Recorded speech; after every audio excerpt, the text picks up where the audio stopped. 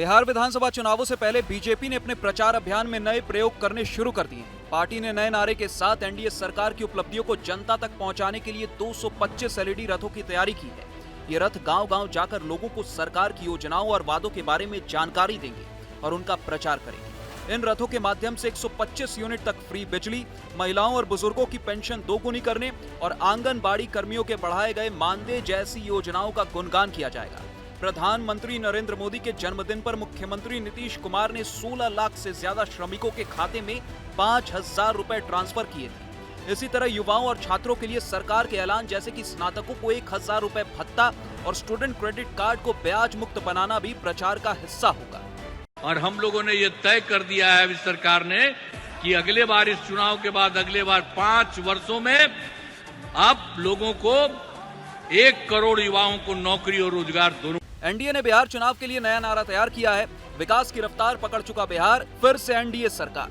ये नारा अक्टूबर के पहले सप्ताह में पार्टी के मंच से औपचारिक रूप से लॉन्च किया जाएगा। इस नारे और रथ यात्रा के जरिए एनडीए अपने विकास मॉडल को सबसे बड़ा चुनावी हथियार बना रही है। हालांकि राजनीतिक चर्चा इस बात को लेकर भी है कि नए नारे में जेडीयू और मुख्यमंत्री नीतीश कुमार का नाम नहीं है, केवल मोदी और नीतीश की तस्वीरें हैं, नाम नहीं।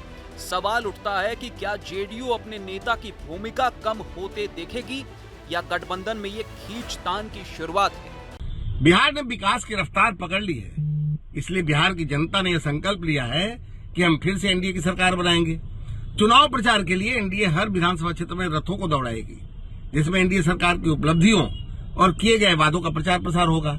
बिहार में फिर एनडीए की सरकार बनेगी, इसके लिए हम पूरी तरह से तैयार हैं। इस बीच चुनाव आयोग ने साफ किया है कि बिहार विधानसभा चुनाव की तारीखों का ऐलान 6 अक्टूबर के बाद ही होगा। आयोग ने अधिकारियों और स्टाफ के ट्रांसफर का काम शुरू कर दिया है।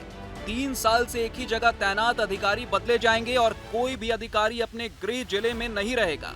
इसका मकसद साफ है, चुनाव के दौरान किसी तरह का दबाव या पक्षपात न हो।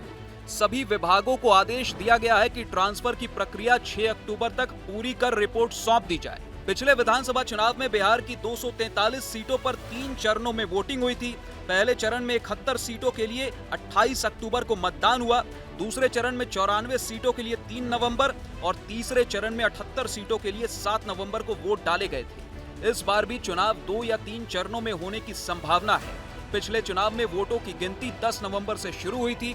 इस बार के चुनाव में बीजेपी और एनडीए का पूरा फोकस विकास योजनाओं, युवाओं और छात्रों के फायदे और सरकार की उपलब्धियों पर होगा। चुनावी रणनीति में रथ यात्रा और नए नारे के जरिए पार्टी ये देखना चाहती है कि बिहार में विकास की रफ्तार थमने नहीं वाली है। फिलहाल देश और दुनिया की तमाम बड़ी खबरों के लिए आप इसी तरह न्यूज नेशन के साथ बने रहें। अगर आपने चैनल को सब्सक्राइब नहीं किया है तो जरूर सब्सक्राइब कर लें, नोटिफिकेशन की घंटी भी जरूर बजा लें और इस वीडियो के अंत तक आपका हमारे साथ बने रहने के लिए बहुत बहुत शुक्रिया। जहाँ भक्ति है हर शब्द में, कथाओं में छुपे हैं दिव्य रहस्य और ज्योतिष देता है जीवन को दिशा। धर्म से जुड़ी हर बातों को जानने के लिए हमारे चैनल स्तुति को सब्सक्राइब करें। चैनल पर जाने के लिए इस लिंक पर क्लिक करें।